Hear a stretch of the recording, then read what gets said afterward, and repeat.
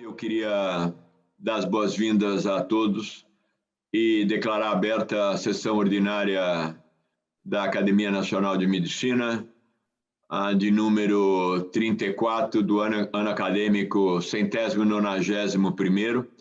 E, estando aberta a sessão, eu agradeço a presença dos nossos convidados aqui já entre nós. E, inicialmente, antes de passar a palavra ao acadêmico Ricardo Cruz para as comunicações da Secretaria-Geral, gostaria de saber se existe algum reparo na ata e alguma correção que deva ser feita. Não havendo, eu passo a palavra, então, ao acadêmico Ricardo Cruz. Excelentíssimo presidente da Academia Nacional de Medicina, Rubens Belfort, excelentíssimo presidente Pietro Novellino, excelentíssimo presidente Francisco Sampaio, estimados acadêmicos e ilustres convidados que nos honram com a sua presença nesta que é a 34ª sessão ordinária do 191º ano acadêmico da Academia Nacional de Medicina. Eu vou compartilhar a minha tela, presidente, porque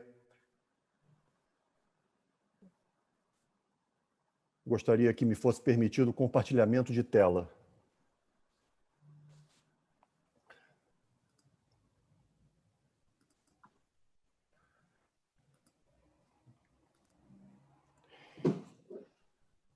A Secretaria-Geral tem o prazer de abrir as suas comunicações com os nossos votos de felicidades e muitos anos de vida ao acadêmico Carlos Telles, que ocupa a cadeira de número 70 da nossa Academia Nacional de Medicina e aniversaria na data de hoje. Nossos parabéns, acadêmico Telles. Nós lembramos ter sido prorrogada a data de inscrição, que é gratuita, para o programa Jovens Lideranças Médicas, que a Academia Nacional de Medicina promove, visando o aperfeiçoamento de médicos que têm até 40 anos de idade. A Secretaria-Geral gostaria também de destacar o lançamento, no dia 30 de outubro, sexta-feira próxima passada, do 7º livro de crônicas do acadêmico José de Jesus Camargo, que tem o título Para Onde Vamos com Essa Pressa. Esta obra reúne 76 crônicas do cotidiano, baseados nas suas experiências na relação médico-paciente. Muito elogiada foi a reportagem no jornal O Globo do último domingo, dia 1º de novembro, uma reportagem com o nosso presidente Rubens Belfort Júnior. Essa reportagem foi de autoria da excelente repórter Ana Lúcia Azevedo, que tem sido uma parceira da Academia Nacional de Medicina nesse ano e que vem se destacando neste periódico em assuntos relacionados à saúde.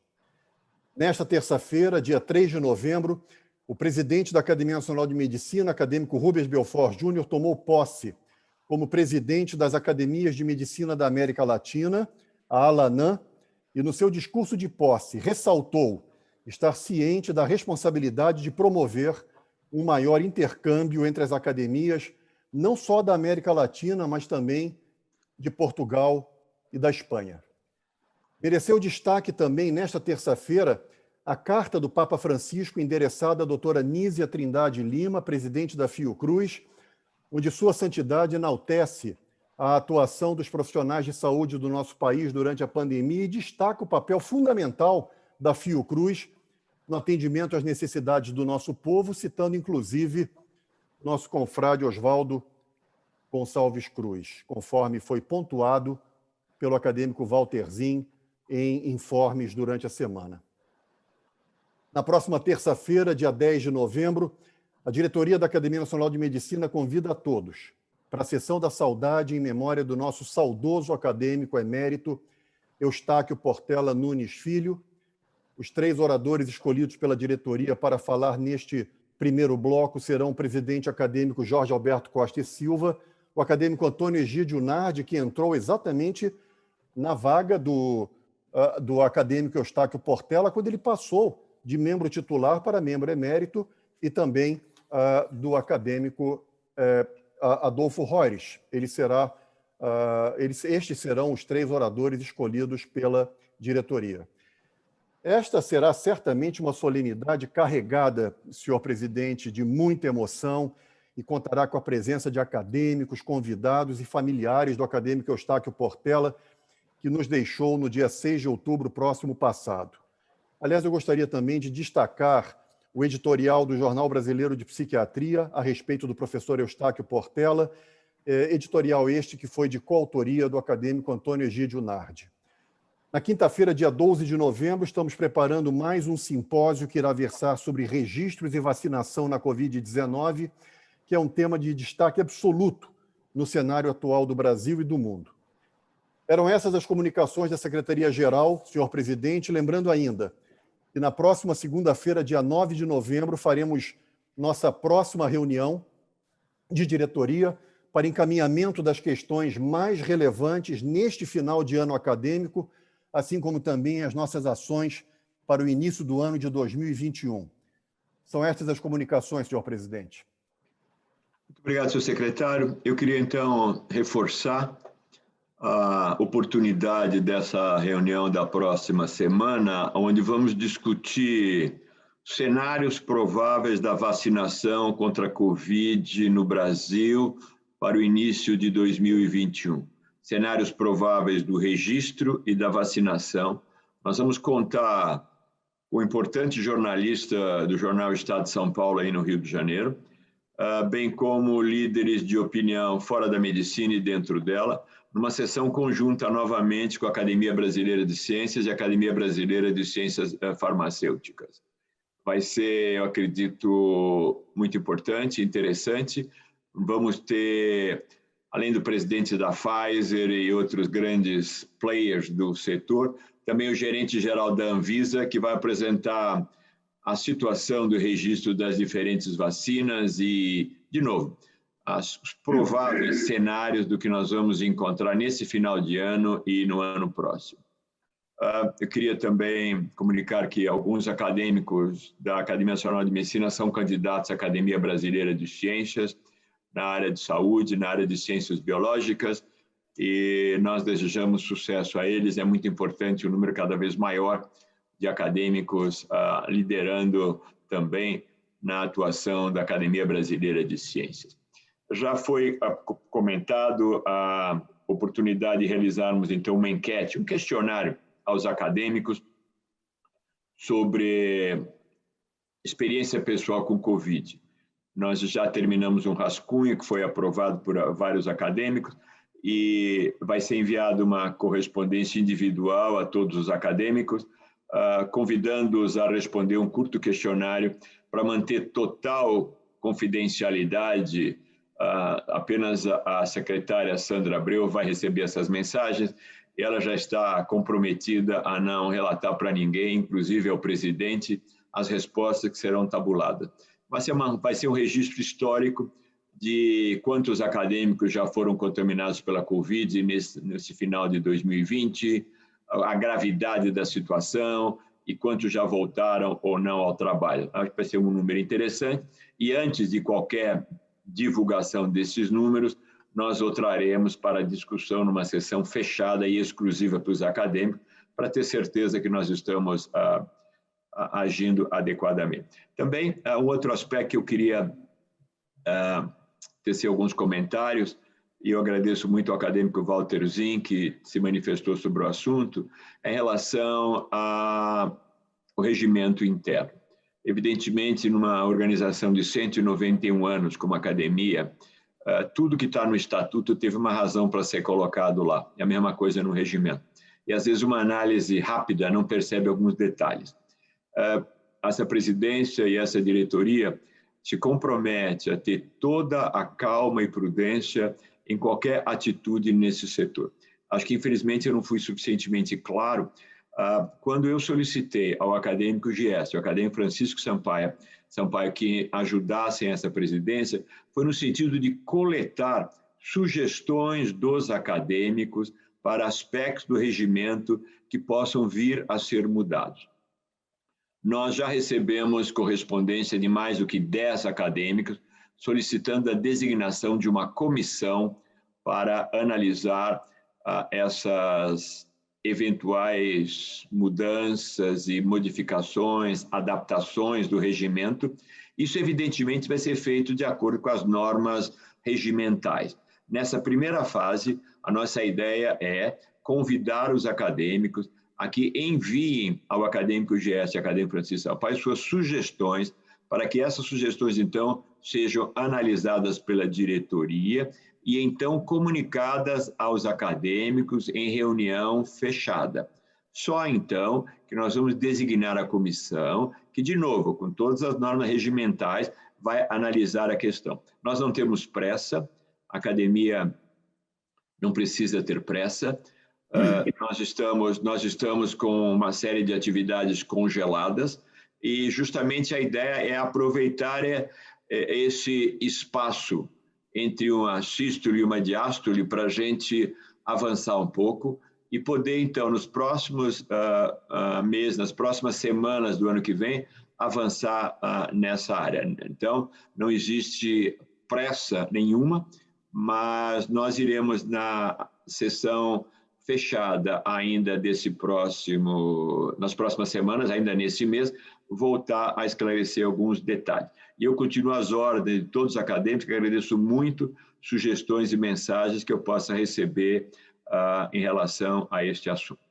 Essas eram as informações que a presidência gostaria de dar e eu passo agora a palavra ao espaço acadêmico para comentários e informações da bancada acadêmica. Se houver algum acadêmico interessado em fazer uso da palavra, por favor. Acadêmico José Carlos do Vale pediu a palavra, tem a impressão que, por enquanto, foi apenas ele. Acadêmico José Carlos do Vale.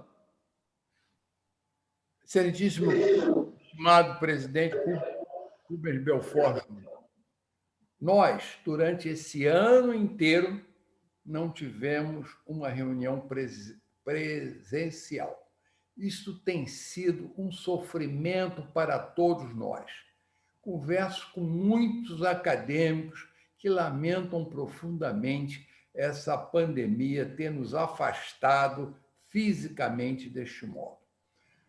Eu gostaria que Vossa Excelência e a sua excelente diretoria analisasse com todo empenho o nosso retorno presencial em março, mesmo que nós tenhamos alguma ameaça da Covid-19, o fazê-lo com sistemáticas de proteção. Mas está terrível a falta do convívio presencial. Isso se transformou num sofrimento, num vácuo emocional entre nós. Mesmo que, eventualmente, naquela ocasião, a pandemia não estiver de todo controlada, nós teríamos que estudar medidas até distanciais, mas para voltarmos à nossa reunião presencial, até porque temos 5 vagas a serem preenchidas, e, é claro, isso necessitará dessas nossas reuniões presidenciais. É uma sugestão, um apelo que eu faço a Vossa Excelência e à sua diretoria. Obrigado. Eu tenho a impressão que o acadêmico Carlos Gesta pediu a palavra, Gesta, e também o acadêmico Aderbal. Eu queria responder, acadêmico José Carlos do Vale, e também o Walterzinho. Eu queria, sinceramente, responder. Eu não me sinto à vontade de agir pela academia. Nas últimas semanas, eu fui quase pressionado, tanto pelas pessoas que quase me proibiram de fazer a loucura de retomar as reuniões presenciais, como aquelas semelhantes ao seu comentário. Não cabe a mim resolver. Isso talvez tenha que ser uma decisão da reunião fechada aos acadêmicos, onde, por voto, a gente vai estabelecer o que fazer e de que maneira. Nós vamos colocar esse assunto na reunião fechada da diretoria para que ele seja novamente analisado. Tá bom assim?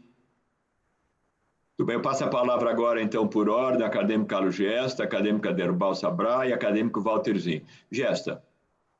Senhor presidente, uma única sugestão é que os pedidos, as sugestões enviadas pelos acadêmicos para intervenções a serem feitas no regimento sejam dirigidas a Vossa Excelência ou à diretoria. E Vossa Excelência, então, enviará para mim ou para o Francisco Sampaio para nós analisarmos. Eu creio que fica melhor do que eles se dirigirem à minha pessoa ou à pessoa do Francisco Sampaio. Total. Aliás, é fácil concordar com o acadêmico Carlos Gesta, concordo. Nessa reunião fechada, eu pretendia justamente dizer isso, que nós vamos estabelecer um prazo e solicitar que as mensagens todas venham à presidência, e a presidência, então, encaminhará devidamente para essa primeira análise e primeira tentativa de juntar as diferentes propostas em algum documento inicial para voltar a ser discutido. Felizmente, a tecnologia permite a gente realizar essas reuniões, né, com maior transparência e maior oportunidade de discussão. Quanto mais a gente evitar reuniões de grupos pequenos, eu acho que vai ser mais produtivo para todos nós. Totalmente de acordo. Obrigado, acadêmico Carlos Gesta. Grande abraço. Excelentíssimo senhor presidente, excelentíssimos confrades, desculpe. O interstício clássico entre terminar novembro e retomarmos em março, para mim, numa circunstância como essa, não sei qual é o pensamento da diretoria, mas gostaria que isso fosse colocado em discussão, eu não vejo razão para interrompermos as reuniões de quinta-feira. É tão grata a presença de todos vocês. Se não posso abraçá-los, posso vê-los, posso conversar com vocês de uma forma coletiva.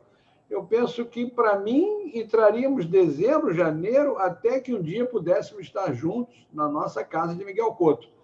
Penso assim, senhor presidente, gostaria que isso fosse considerado. Muito obrigado.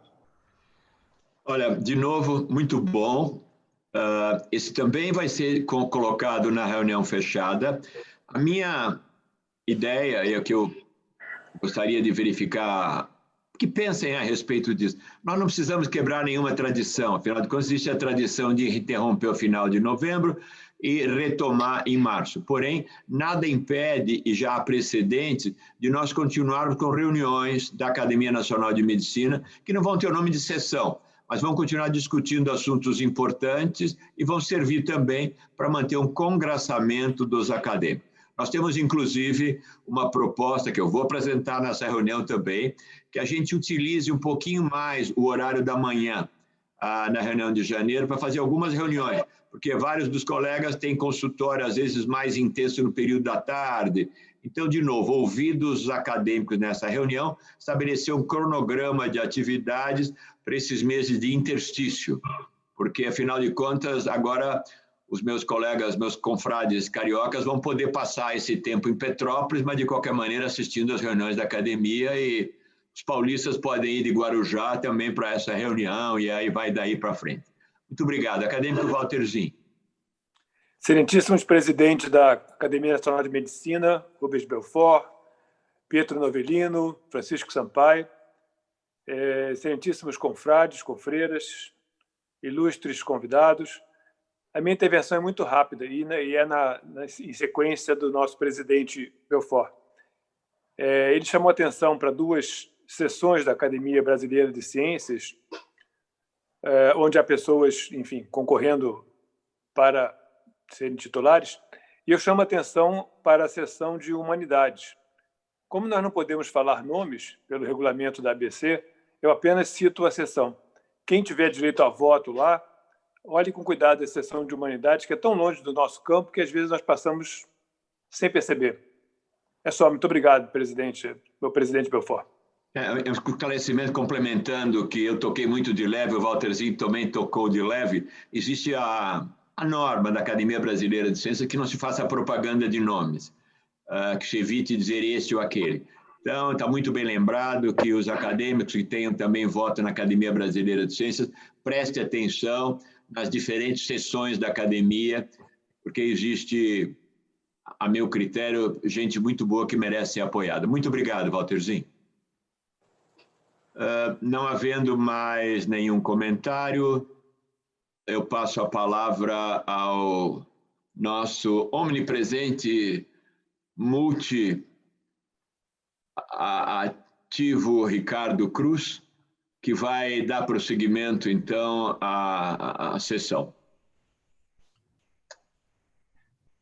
Muito obrigado, presidente Rubens Belfort, estimados confrades, estimado presidente Francisco Sampaio, estimado presidente Pietro Novellino, ilustres convidados.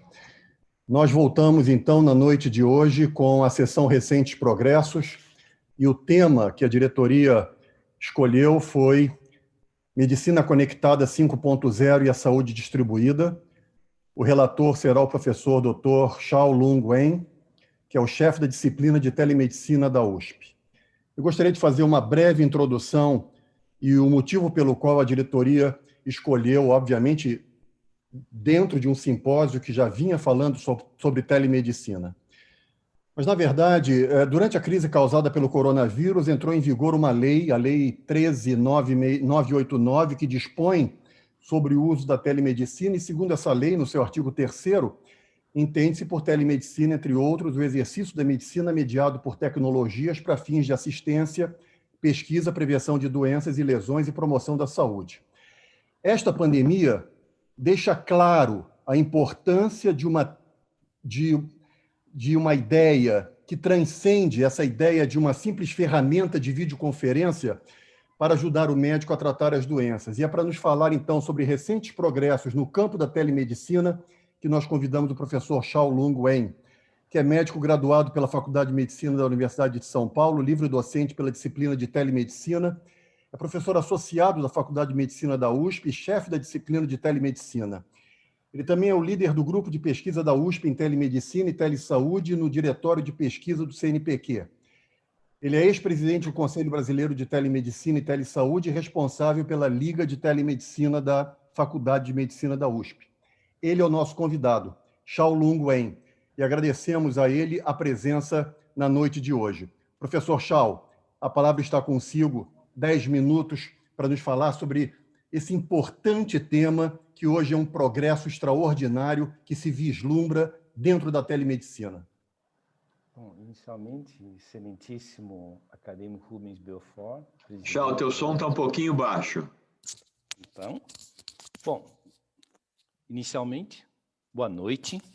Queria cumprimentar excelentíssimo acadêmico Rubens Belfort, presidente da Academia Nacional de Medicina, excelentíssimo acadêmico Ricardo Cruz. Queria agradecer pelo convite, dizer que é uma grande satisfação. Em nome dos acadêmicos Walter Zinn e do acadêmico Samir Hasna, queria cumprimentar todos os demais acadêmicos e os convidados.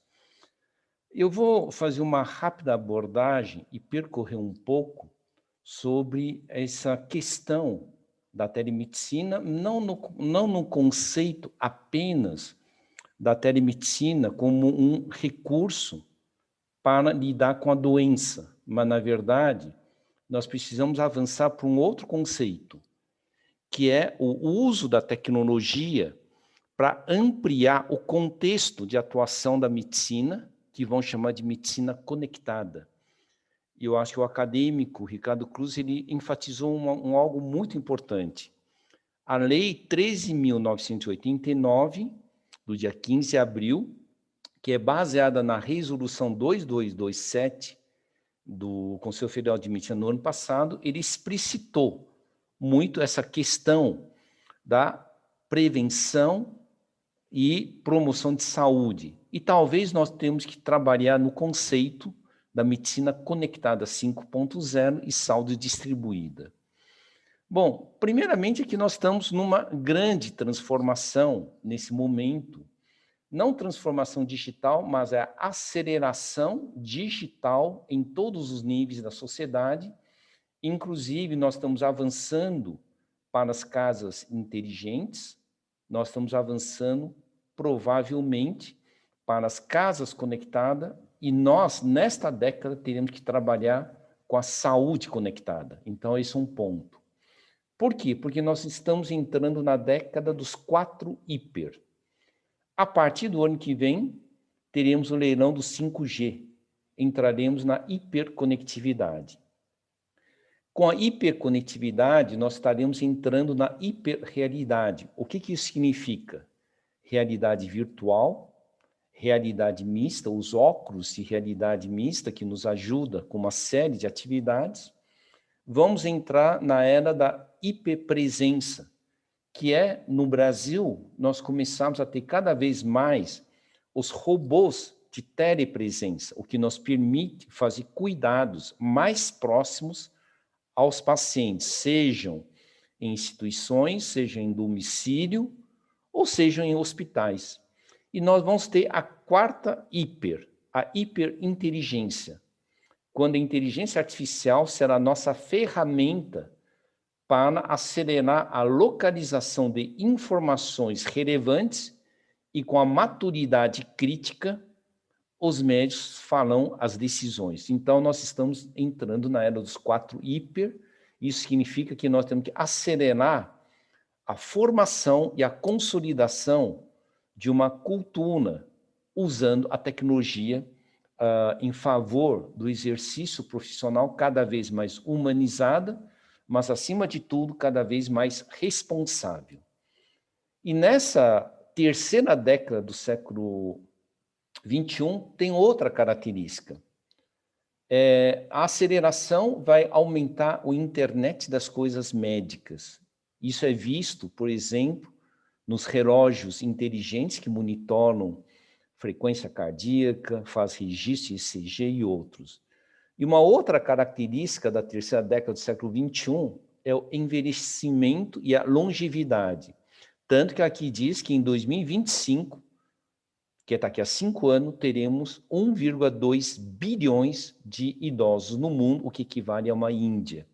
Isso quer dizer que o sistema de saúde terá que se reajustar a um novo conceito. Então, aquele 5.0, eu não me refiro ao 5G, eu me refiro à sociedade 5.0. O termo sociedade 5.0 ele foi criado no Japão, em 2016, descrevendo a longevidade e descrevendo uma sociedade hiperconectada e já com a robótica e a inteligência artificial no dia a dia. Assim como hoje nós temos incorporado o Waze e o Google Maps no nosso dia a dia. São inteligências artificiais.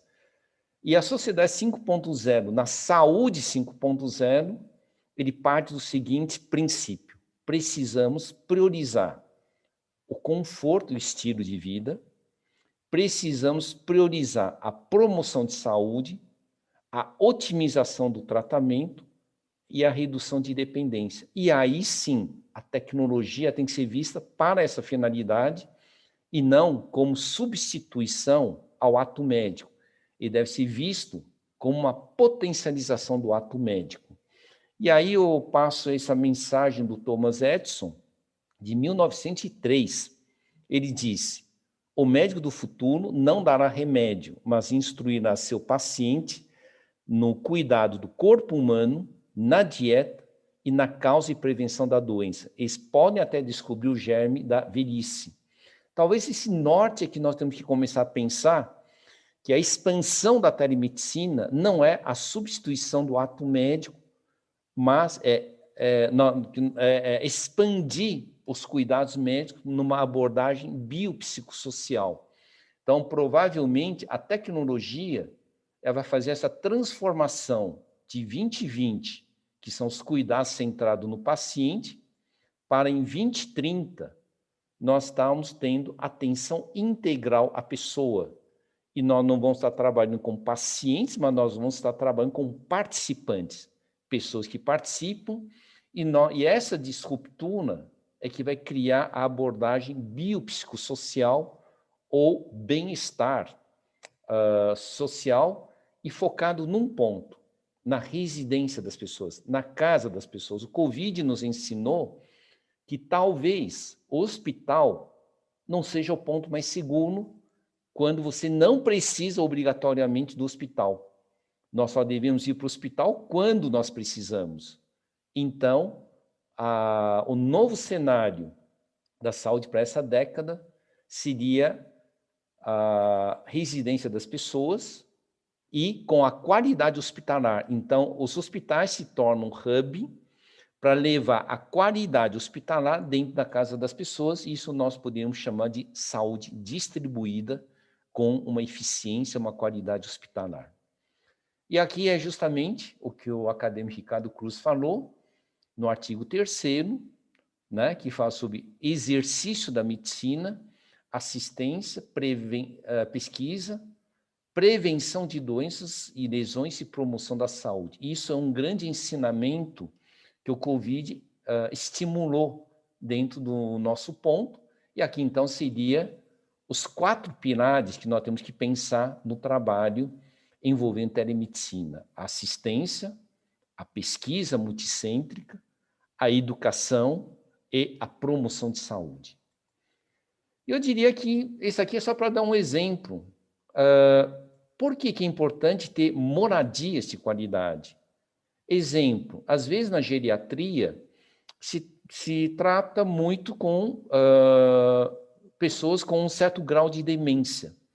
Mas uma coisa que foi interessante, a pesquisa na Universidade Federal do Rio de Janeiro, no ano passado, que mostrou que o músculo produz um hormônio chamado irisina e ele pode diminuir a demência semelhante a Alzheimer. A outra coisa que foi interessante, um outro estudo que diz, para cada 10 decibéis de perda auditiva, aumenta em 27% a chance de demência. E um outro trabalho desse ano que disse, o hormônio do exercício, irisina, pode ter efeito terapêutico em caso de Covid, porque ele estimula a parte imune. Então, por que não estimular as práticas de atividade física em domicílio para redução da demência e aumento da capacidade imune, prezando a qualidade de vida? Isso seria a gestão de saúde e não apenas o cuidado em relação à doença. Eu só vou mostrar mais 2 slides, só para dizer que nós estamos caminhando cada vez mais para ter mais dispositivos que nos permitem fazer o atendimento em domicílio. Tá? Então, nós temos ultrassons portáteis, oftalmoscópio, otoscópio e outros, e também outros para uso domiciliar. Então, você vê que, inclusive, já estão lançando ultrassom para uso pela própria pessoa, porque já tem inteligência artificial que indica se você está na angulação correta e se está em pressão correta para envio das imagens ao médico. Isso é uma tendência que vamos caminhar como dispositivos. Esse, por exemplo, é um outro exemplo que você usa o smartphone para funcionar como um sonar, porque ele emite um som e pega pelo microfone e ele consegue em 98% de chance de identificar se você tem líquido na orelha média, né? Então, indicativo de otite. Então, isso vai ser a tendência que nós vamos ter para justamente a internet das coisas médicas e a gestão sobre saúde, tá? Então, só finalizando, só queria colocar, inclusive, essa é uma tendência de um trabalho que mostrou que nos últimos anos o home care aumentou em 22,8%. Então, nós vamos estar caminhando para uma tendência a uma descentralização. Em vez de ser convergente em hospital, nós vamos distribuir a saúde para dentro das casas, mas sob uma gestão de uma qualidade hospitalar, e é muito provável que as casas inteligentes conectadas eles acelerem isso. Obrigado. Muito obrigado, professor Schau, pela sua apresentação dentro do horário exatamente que nós tínhamos lhe colocado. E eu teria agora 5 minutos para fazer os comentários. Nós estamos absolutamente dentro do horário, presidente Belfort. A telemedicina ganhou um impulso extraordinário em razão da transformação digital da sociedade. Foi o que o professor Schau nos mostrou, e que o Brasil caminha agora para essa era 5G, com as denominadas casas conectadas. Quando o Schau me incluiu no WhatsApp que ele administra, eu não entendi nada relacionado ao nome do grupo de WhatsApp que ele administra, e o nome do grupo de WhatsApp do professor Schau é Casas Inteligentes, né? É muito interessante esse conceito que o professor Schau nos traz de sociedade 5.0, né? A gente deve lembrar daquele conceito de revolução industrial 4.0, que foi originado lá no Fórum Econômico de Davos em 2011, né? Mas vamos combinar, né, Schau? Isso aí já foi ultrapassado há muito tempo, né? A gente está vendo aí com inteligência artificial, com a robótica, com a impressão 3D, só para citar alguns exemplos. Então, essa evolução realmente para casas inteligentes e saúde conectada pode realmente ser uma grande alternativa ao atendimento em hospitais e consultórios, né? Agora, esse conceito que você coloca, né, Schau, de saúde distribuída, isso é muito pouco conhecido ainda, né? E vai depender de uma telemedicina realmente muito bem conectada, muito bem organizada. Eu me lembro quando você esteve no Samaritano falando que você dizia como isso depende, na verdade, da educação digital do profissional de saúde. Quer dizer, não é simplesmente uma troca de consultas por teleconferência. É uma coisa muito mais ampla do que isso, né? Esse foco primordial. Então, fica para todos nós a ideia de que seja realmente importante possibilitar às instituições médicas a evolução para uma medicina conectada, e é isso que o professor Schau nos mostrou, e na pandemia, como ele salientou, este foi um exemplo crucial em que efetivamente esta lei acabou sendo promulgada em virtude de tudo isso que nós assistimos e, infelizmente, ainda estamos assistindo. Agora, a coleta de informações a cada momento da interação é um ponto importante para permitir ao médico realmente tomar as decisões acertadas, não é mesmo, Schau? Com certeza, a gente está dando os primeiros passos em direção à implementação de uma nova organização da telemedicina, e a Academia Nacional de Medicina agradece e parabeniza o professor Schau por estar liderando esta ação e pela sua participação na sessão Recentes Progressos. Eu agora, então, passo a palavra ao nosso presidente para dar continuidade à nossa sessão, agradecendo mais uma vez ao professor Schau. Saúde conectada, casas inteligentes, esse é um futuro que está à nossa beira. Muito obrigado, Schau. Obrigado. Schau, professor Dr. Schau Lung-Wen, você é um exemplo de que as pessoas não precisam mais do que poucos minutos para dar um enorme brilho ao que fala. Parabéns, mais uma vez. E é muito bom ter pessoas como você liderando esse campo e liderando há tanto tempo, né? Você lidera como um corredor de maratona há muitos anos já, na frente de um grupo cada vez maior e que vai continuar cada vez mais importante. Eu, ano passado, por acaso, participei de uma reunião e falei, olha, decorador também, o interior designer, também devia fazer parte da equipe de saúde, porque você harmonizar uma casa, fazer ambientes agradáveis, sadios, faz parte da saúde. E você acabou de sinalizar também nesse sentido, mostrando, né, como é fantástico essa equipe multiprofissional atuando na saúde. E nós médicos temos que, sim, continuar trabalhando muito forte para manter a liderança, porque senão nós vamos perder a liderança. A liderança é dos mais capazes. Muito obrigado por ter você liderando a nós todos. Eu passo a palavra agora, e o secretário me corrija se estiver fora da ordem, mas eu acho que estou na ordem. Eu passo a palavra agora a um amigo, não apenas meu, mas de vários dos acadêmicos aqui, um professor universitário que se destaca em diferentes áreas do conhecimento endocrinológico, médico e humanístico. Jairo Idal é o apresentador de agora, e ele foi escolhido para servir, para destruir aquela ideia que telemedicina é para jovenzinho e para paciente pobre. Em bom português, Jairo Idal é um dos clínicos de São Paulo de maior representatividade, tem entre seus clientes muitos acadêmicos e seus familiares, e Jairo Idal é um exemplo de um indivíduo já com alguma idade, né, Jairo, apesar que ele não gostava de comentar muito esse aspecto, continua inovador e brilhante, atuando nas fronteiras do conhecimento e da medicina. Jairo Idal, não vou alongar nesses elogios, porque senão o Rui Maciel vai ficar triste de eu elogiar você tanto e não poder também elogiar igual. Vou te dar a palavra agradecendo em nome da Academia Nacional de Medicina. Jairo Idal. Muito obrigado. Me escutam bem, por favor? Sim. Sim.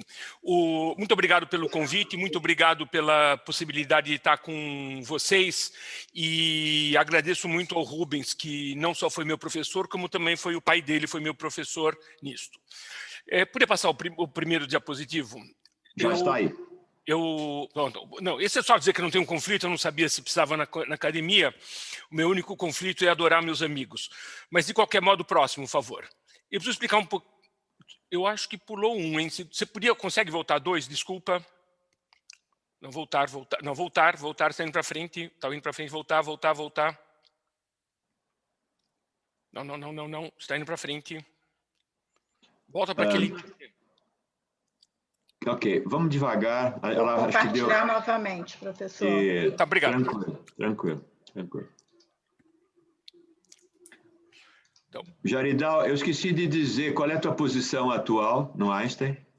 Bom, eu não sou nada. Eu fui 25 anos vice-presidente do Einstein, responsável pelo projeto de qualidade, mas há uns 6 anos eu já não sou mais nada. Eu sou só um clínico que cuida da minha tribo, do meu rebanho. É o que eu sou. Bom, eu acho que deu alguma coisa na frente. Eu preciso contar um pouquinho quem eu sou para vocês entenderem. Eu sou um clínico geral que exerço medicina num lugar só, meu consultório é dentro do Einstein. Eu tenho 42 anos de formado e eu pratico uma coisa que, quem sabe o termo não seja correto, que chama-se slow medicine. Eu cuido dos mesmos pacientes por décadas, eu tenho pacientes com 30 e poucos anos que eu sigo, as suas famílias, e eu tento ser uma espécie de um gerente na vida de um paciente. Eu tenho um prontuário que eu vou mostrar para vocês relativamente bom, e quase todas as informações estão lá dentro e tento otimizar o atendimento desses pacientes. Nas apresentações que me antecederam, eu acho que teve um foco muito de coisas que eu vou chamar de americanismos, que a gente traz de uma cultura americana, que seguramente ela vai acabar ainda sendo implementada no nosso meio. No entanto, eu acho que tem, na medicina privada, pelo menos, algumas grandes diferenças. Nos Estados Unidos, o vínculo do paciente é muito mais com a sua instituição do que com o seu médico. E eles, em geral, são pacientes de vacas sagradas, das clínicas Mayo, Cleveland e outras pelas frentes. E, portanto, o médico que vai atender ele está atendendo em nome daquela instituição e ele precisa de uma medicina extremamente protocolada, porque na próxima vez que ele vier, não necessariamente será o mesmo médico. E este indivíduo tem de seguir uma reta que ele tem. Mas também é uma medicina muito mais autônoma, onde a participação do paciente na decisão do que vai ser feita com ele é muito maior do que, em geral, é na nossa cultura. No caso do Brasil, o vínculo, em geral, pelo menos na medicina que eu pratico, é muito mais com o médico do que a instituição. Aqui no Einstein, há um ano e pouco atrás, teve uma situação de um médico muito importante, o cirurgião principal do Einstein, migrou para o Vila Nova Star. E a clínica dele foi junto. Eu tenho vários pacientes que ele cuidava para mim e eles estão lá sendo cuidados com eles. E a nossa medicina tende a ser mais paternalista. É relativamente comum que o paciente espere de mim a melhor decisão do que deve ser feita para ele. Desculpa se eu faço uma pequena piada. Um pai de um colega nosso aqui estava internado no Einstein. Ele trouxe um cardiologista que discutiu com o senhor o que devia ser feito e falou: o senhor tem 2 alternativas.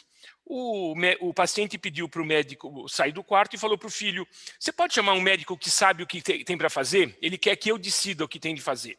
Então, o tipo de medicina que a gente faz ainda tem esses ranços, que seguramente vão mudar, mas eles ainda existem. O próximo, por favor. Cláudia, próximo diapositivo. Então, eu sou formado há 42 anos, trabalho numa única instituição e eu tenho uma equipe relativamente grande. Eu tenho enfermeiros, eu tenho assistentes, todas as informações são gerenciadas nesse mesmo prontuário, que é um prontuário comercial, eu não fiz nada de muito especial com ele. O próximo, por favor. Então, assim, eu tenho 2 enfermeiras, eu tenho cerca de 9.000 pacientes na minha base de dados. Quando esse paciente agenda, ele, em geral, fornece o acesso dele onde estão os exames. Temos um problema agora com essa lei de proteção de dados.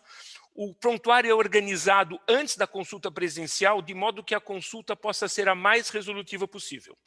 Ele chega aqui, ele faz uma pré-consulta com enfermeiras, onde concilia os remédios, dados vitais e alguma razão importante para ele estar aqui, para que eu possa fazer uma consulta melhor possível para ele. Próximo. Na minha consulta, quando ele está presencialmente comigo, eu faço uma extensa anamnese, minha consulta leva também 1 hora, eu faço o exame físico, eu examino o paciente com ultrassom. Foi uma grande dificuldade para mim aprender a fazer ultrassom, mas uma boa parte da propedêutica é feita dessa maneira. E quando eu faço as orientações e devolvo o paciente para uma pós-consulta com a enfermagem, que vai dali encaminhar, se ele entendeu bem como ele vai tomar o remédio, onde ele vai fazer os exames, se ele precisa de algum relatório, essa parte toda burocrática tem uma equipe para fazer. O próximo. Esse prontuário comercial é um tal de High Doctor, eu uso há uns 16 anos. Tudo o que acontece com o paciente está registrado nesse prontuário, de modo que qualquer um da minha equipe, ou onde a gente estiver, a gente tem acesso a essas informações. O próximo, por favor. Esse é um relatório desta semana de um paciente com Covid. São as transações de WhatsApp que eu tive com esse paciente e eles são transferidos para o prontuário e se alguém precisar saber o que aconteceu, a discussão foi feita aqui. E-mails e todas as outras informações estão contidas aqui. O próximo. Nós lidamos com problemas ativos e inativos dos pacientes. Então, todo paciente tem uma lista de uns 10, 15 problemas que são revistos em cada consulta do que vai ser feito. Essa foi uma consulta de ontem, por exemplo, de uma paciente com esteatohepatite. O próximo. Todos os exames são registrados de uma forma organizada que, se eu precisar saber quando ele fez o último teste de esforço, pelo menos eu tenho uma informação rápida no meu prontuário para que eu não peça redundantemente um exame ou eu peça desnecessariamente ou não tenha a melhor decisão possível. Não, seu teste de esforço está normal, ótimo, estamos em ordem. O próximo. Então, a telemedicina já vem acontecendo há muito tempo. O meu pai é falecido há muitos anos, ele era formado em 42 na Escola Paulista de Medicina, e meu pai já usava um instrumento muito sofisticado, chamado telefone. Que eu entenda, isso também é telemedicina. Telemedicina não é só na telinha. Na minha subespecialidade, que é endocrinologia, a gente há 30 ou 40 anos recebe planilhas e planilhas de glicemias capilares feitas pelos pacientes, que vinham por fax, por e-mail, por WhatsApp. Isto é, querer regulamentar telemedicina neste momento é um pouco ultrapassada. Quem sabe a versão na televisão, nós estamos falando uma coisa nova, mas esta existência ela ocorre há bastante tempo. A próxima. Em 1998, quando eu era da vice-presidência do Einstein e trabalhava com qualidade, eu fiz o projeto de implementação da primeira acreditação feita no Brasil, que foi no Hospital Einstein. Vocês podem ver essa data aqui, com um pessoal de Harvard chamado WorldCare. Eu tentei fazer a implementação disto e não conseguimos pelas barreiras que nós tínhamos legais no Brasil. Então, esse projeto, na época, não foi adiante. A próxima. Para telefonia, ficou um pouco desconfigurado, para a telemedicina funcionar, ela precisa ter uma equivalência na prática daquilo que eu vou fazer presencial. Ele precisa ter uma qualidade dentro das limitações da tecnologia, que eu possa ser quase tão resolutivo quanto eu vou ser quando o paciente está presencial. E ela tem de ser bom para os dois, para o paciente e para o médico. A gente não pode acabar ela com a sensação de que o trabalho foi mal feito. O próximo. Então, alguns pressupostos da prática da medicina em qualquer fórum, presencial ou não presencial. Então, essa frase para mim é muito importante. Existe um momento mágico na medicina onde o paciente se encontra com seu médico. Poderia ser outro profissional de saúde também. Se as condições e as informações disponíveis não estiverem completas, esse encontro perdeu sua existência de existir. O paciente chega aqui, não tem os exames dele, ou ele não sabe os remédios dele, é uma perda de tempo dos dois. E, infelizmente, a medicina está caminhando de uma maneira que estão transferindo para nós médicos os ônus de uma série de tarefas que não são nossas. E esta frase também define isso. Quem não está atendendo diretamente o paciente, isto é, quem é de suporte, tem de atender a pessoa que atende o paciente, no nosso caso, o médico. Por que eu ponho isso? Porque, por exemplo, os laboratórios, cada vez mais, estão transferindo para nós os ônus, nós médicos, os ônus de buscar os exames do paciente. Eles postam na internet, o paciente chega, você não viu na internet? Então, cada vez mais eu tenho de gastar o meu tempo em coisas que não são aquilo pelo qual o paciente me procurou. E sem querer ser arrogante demais, a hora mais cara do sistema é a do médico. E ela é usada para coisas que são de baixo custo, que poderiam ter sido resolvidas diferentes. Mas os sistemas vão transferindo tudo isso para a consulta do médico no momento da consulta. O próximo. Quando aconteceu a pandemia, aqui tem um gráfico para mostrar o que aconteceu com a minha vida pessoal quando a pandemia estourou. Eu estava no exterior no carnaval, quando eu cheguei ela quase foi a zero, eu não fazia nada de telemedicina e comecei a fazer telemedicina porque o Einstein me facilitou a vida para isso daqui. Mas a situação aqui no Einstein, como imagino para vocês, também não ficou muito fácil, não. Fecharam quase tudo, minha secretária não queria vir, então o mundo ficou complicado e eu atendi essa linha cinza que estão aqui, nesses meses, uma cerca de 250 a 300 consultas por teleconsulta. O próximo.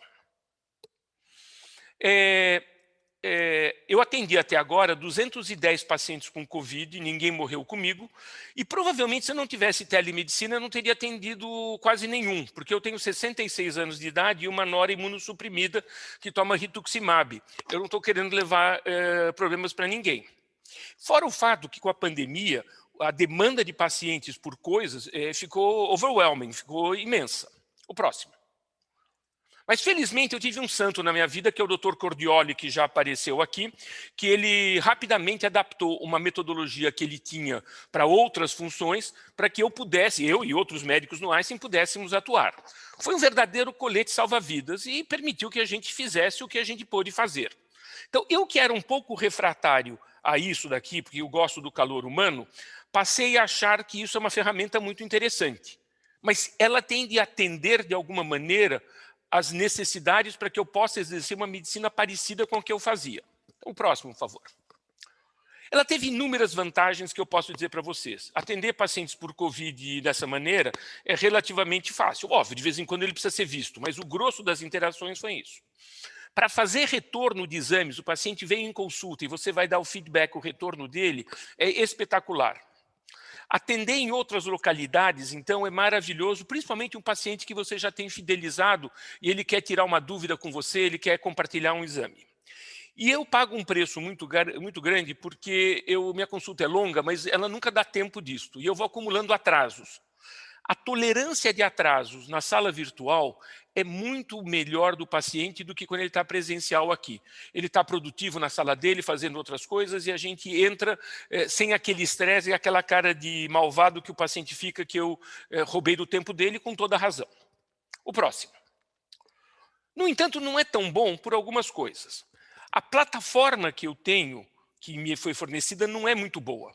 Ela é complicada, o paciente não acerta. Em 20%, 30% eu acabo fazendo uma coisa feia pela lei de proteção de dados, que eu acabo no celular, no FaceTime, alguma coisa desse tipo, porque ele não consegue se entender com isso, ela trava no meio do caminho. Eu entendo que era a tecnologia que nós tínhamos naquele momento, mas para uma vida futura ela precisa ser uma plataforma melhor do que nós temos. O próximo. O paciente ele não vem preparado para esse evento. Ele vai para aquilo como se ele estivesse falando com o netinho dele na televisão. Ele não sabe que remédio que ele está tomando, ele começa a perguntar para a cuidadora, ou para a empregada, qual é o nome daquele comprimido branco mesmo que eu tomo. Os exames ele não tem e não tem como disponibilizar para mim. Eu não tenho nenhum dado físico para o paciente. Na pandemia, óbvio, a gente pede para todo mundo ter um saturômetro, um oxímetro, então vai relativamente bem. Mas termômetro é uma coisa que desapareceu da casa das pessoas. Então falta um formalismo que as pessoas tenham para que quando esse atendimento seja realizado, ele possa ter alguma semelhança com isso. A capacidade de examinar o paciente é mínima e quando eu termino a consulta, eu tenho de fazer todos os registros que eu não consegui fazer. Isto é, quando eu estou na consulta presencial, eu consigo ir teclando no meu prontuário enquanto o paciente está falando. Na teleconsulta eu não consigo fazer isso, eu não consigo ter atenção de vida para isso. A próxima.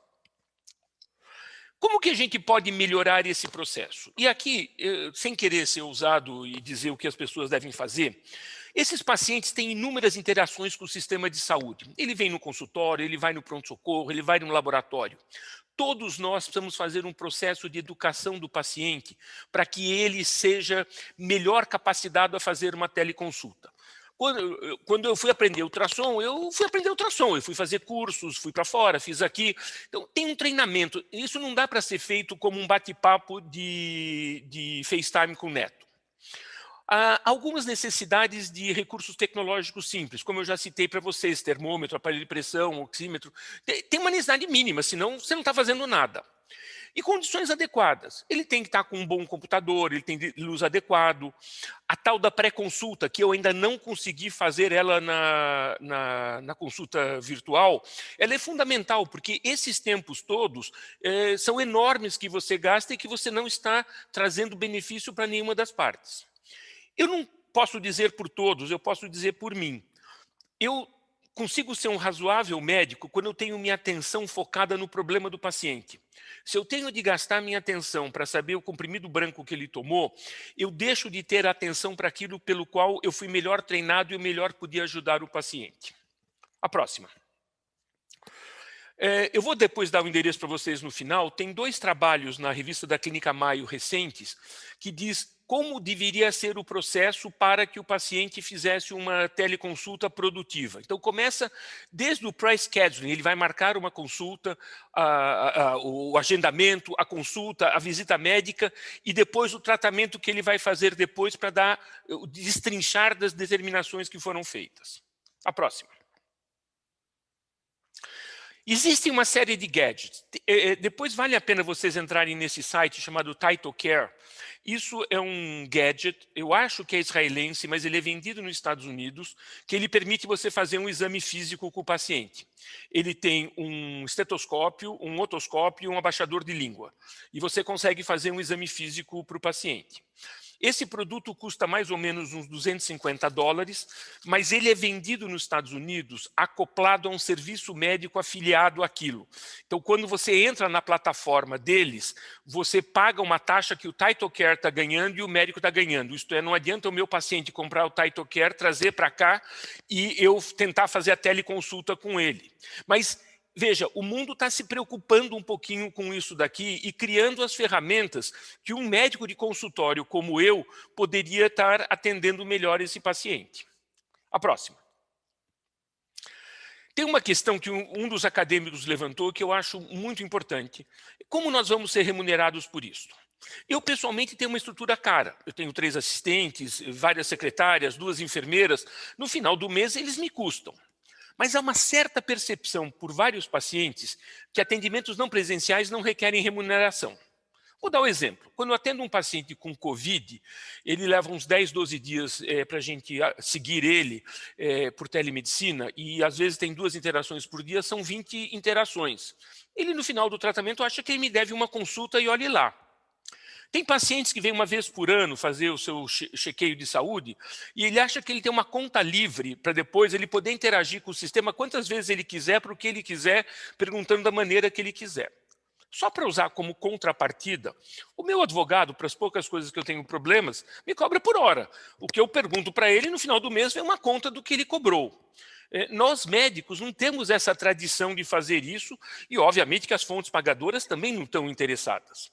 No modelo que alguns apresentaram por aqui, é um médico contratado cujo salário dele está garantindo para aquilo. Eu estou contando a minha vida de um médico de clínica privada, também não atendo nenhum convênio, eu só atendo pacientes que pagam a minha conta. Eu tenho 2 preços, nada ou tudo. E eles precisam entender e ser educados que essas coisas também têm o seu custo. A próxima. Esses são os 2 artigos, de novo saiu desconfigurado, mas estão no Proceedings da Clínica Mayo recentes, que são artigos que detalham muito bem em assistência médica como devem ser as prerrogativas para nós produzirmos medicina adequada para o telemedicina. O próximo. O John Adams, que foi presidente dos Estados Unidos, tem uma frase que eu acho que é maravilhosa que diz: o maior ataque a uma boa causa é uma má defesa. Se nós queremos que telemedicina vingue e seja uma ferramenta utilizada para o futuro, nós precisamos desenvolver uma boa telemedicina. Se nós tivermos ela de má qualidade, ela vai deixar todo mundo insatisfeito e causar um mau produto pela frente nisso daqui. O próximo, eu acho que é meu último. Eu estou super interessado em continuar fazendo isto. Eu acho que é uma ferramenta muito útil. Eu vou dar um pequeno exemplo. Eu tenho uma casinha de campo no interior de São Paulo. E eu podia ir nas sextas-feiras para lá e fazer os meus retornos de consultas de lá, aproveitando a minha família, aproveitando um pouco de lazer, e não preciso estar presencialmente onde eu estou aqui. Mas ela tem alguns avanços que precisam acontecer, quer seja na tecnologia, quer seja no software, mas quer seja no treinamento das pessoas que vão estar interagindo com isso, que somos nós médicos e o paciente. Não é a mesma coisa que nós fazemos presencial, há necessidade de algum esforço adicional. Acho que é o meu último diapositivo. Obrigado. Jairo Idal, muito obrigado. Vocês viram um pouquinho quem é o Jairo Idal e mostra como a medicina é interessante. O número de pacientes de Covid que ele tem, apesar de não ser especialista em moléstias infecciosas ou não é especialista naquela área, mostra como o médico é o médico. Nós vamos ter oportunidade para debate, para comentários depois. Eu queria passar a palavra agora a um outro grande médico de São Paulo, Nelson Ramesschlag. Nelson também é um médico de formação completa, um dos maiores especialistas na área de atuação dele, e um grande amigo do Daniel Tabac, que não pode estar presente aqui entre nós hoje, Nelson, mas lhe manda um grande abraço. E o Nelson vai fazer alguns comentários agora relacionados também a essa questão de como trabalhar com a telemedicina, tendo uma clínica privada de alto nível e de grande responsabilidade. Meu amigo Nelson, muito obrigado por ter aceitado. O Nelson é polivalente também, é um grande músico e consegue deleitar pacientes e colegas de diferentes maneiras. Nelson.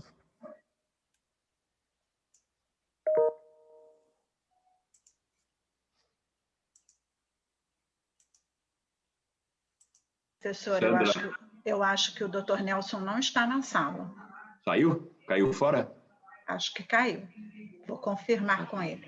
Bom, enquanto a gente tenta localizar o Nelson, eu vou abrir a palavra para algum acadêmico que queira fazer algum comentário. Rui Maciel está aqui agora. Rui, já falei que eu estava elogiando pouco o Jairo, senão você ia ficar com ciúmes e não poder elogiar ele também. Rui, vamos lá. Bom, o Jairo é uma pessoa querida, né? Não só pelo excelente médico que ele é, mas principalmente pela pessoa que ele é, né?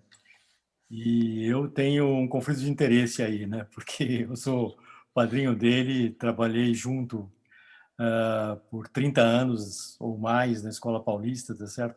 Eu fui orientador de mestrado e doutorado, e ele é um dos meus orgulhos, né? Além do que ele é o médico de toda a minha família, né? E todo mundo é fã, né? Essa semana mesmo eu precisei dele e foi utilíssimo, tá certo? Resolveu todos os problemas. E esse negócio da telemedicina, né? Eu tenho conversado bastante com ele em relação a isso, aquilo que ele falou do pai dele, né? Eu também, que sou filho e neto de médicos, eles faziam isso diuturnamente, né? Então, eu gostei da apresentação. O Jairo, ele tem se desgastado, né, como qualquer médico, nesses tempos, né? E eu tenho feito aí um pleito positivo no sentido de que rapidamente ele vai se adaptar, né, a todos esses problemas que que digital e teles tem causado, mas eu acho que nós vamos nos adaptar. Eu sou fã, inclusive, desse sistema do Title Care, tá certo, né? Eu acho que é plausível, desde que seja para o próprio médico, né? E não intermediado por uma companhia. Qualquer médico pudesse aplicar esse tipo de sistema, né? Bom, então, parabéns, Jairo. Eu fiquei muito feliz aí de você ter aceito esse convite aí do Rubens. E muito bom vê-los todos aí, mesmo que seja pelo retratinho, né? Eu tenho mandado muitas mensagens para vocês que eu não aguento mais de saudades aí da turma aí, né? E eu não gosto desse isolamento. Um abraço a todos aí, agora nos retratinhos, por favor. Obrigado. O Nelson já voltou e realmente os sensores estão cada vez mais formidáveis, né? Sensores que vão permitir analisar ouvido, Jair de Carvalho, que se prepare aí, vão ter sensores que vvão substituir o otorrino, sensores que vão substituir o oftalmologista, e as coisas indo desse jeito, daqui a pouco a gente vai ter um sensor que vai ser também um detector de mentiras. Você imagina a hora que aparecer esse sensor, um aparelhinho que vai ser capaz de medir a sua pulsação, o seu coração, a sua temperatura no corpo, a sua sudorese, e vai dizer: o senhor está mentindo, doutor Jairo Vidal. Isso eu faço sempre. A sociedade não vai ter psiquiatra, vai ser o caos da sociedade. Imagina um detector de mentiras, um device. Nelson, vamos lá. Espero que você tenha ouvido os elogios que eu fiz para vocês, eu repito particularmente depois. Não, eu estava com a câmera desligada, mas eu estava ouvindo. Então, bem-vindo. Bom, muito obrigado, em primeiro lugar, pelo convite. Me sinto muito honrado, primeiro, de estar ao teu lado, meu querido amigo, a quem eu admiro muito pelo seu trabalho na oftalmologia, pelo seu trabalho como professor na Escola Paulista de Medicina. Eu e o Jairo fomos alunos do seu pai, então nós temos aqui um carinho muito grande por você e, por incrível que pareça, muito pelo seu filho também, entendeu? Que, para mim, fez uma área de oncologia, me ajudou muito aqui na área de doença do enxerto contra o hospedeiro. Então, eu não estou fazendo um elogio de graça, né? Mas eu estou vendo aqui grandes amigos aqui presentes, o professor Rui, o meu querido Jairo, outros tantos colegas que aqui estão. Então, a minha contribuição, ouvindo o que aqui foi colocado, é que existem coisas que demoraram para chegar, mas vieram para ficar. E eu acho que essa questão da telemedicina é uma delas, né? Acho que a grande questão a ser discutida com relação à telemedicina, assim como a qualidade de toda a prestação de serviços médicos, é a qualidade daquilo que você faz, não é? Então, da mesma forma com que você vai ter um atendimento médico presencial que pode deixar a desejar, um atendimento por telemedicina também pode deixar a desejar e tem mais chance ainda de deixar a desejar. Então, ele precisa ser muito cuidado. A outra coisa que nós temos que pensar também é que telemedicina é diferente de teleconsulta, né? Como vocês sabem. Quer dizer, hoje em dia, a telemedicina é possível você analisar de longe amostras de exames de sangue, né? Você hoje pode ter uma central que faça análise de lâminas de microscópio para hematologistas, né? Você pode ter uma central que hoje já existe, que faz laudos de radiologia.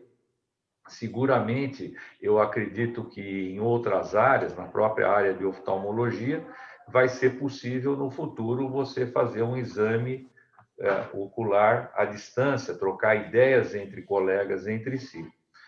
Mas eu entendi que a principal razão da gente estar discutindo aqui hoje é a questão da telemedicina como teleconsulta, que é aquela que nós fazemos entre a relação médico-paciente através de uma câmera, que pode ser algo estruturado, como muitas instituições têm, e pode ser até o que nós já fazíamos antes. Muitos de nós trocamos o WhatsApp com nossos pacientes, muitos de nós trocamos e-mail com os nossos pacientes.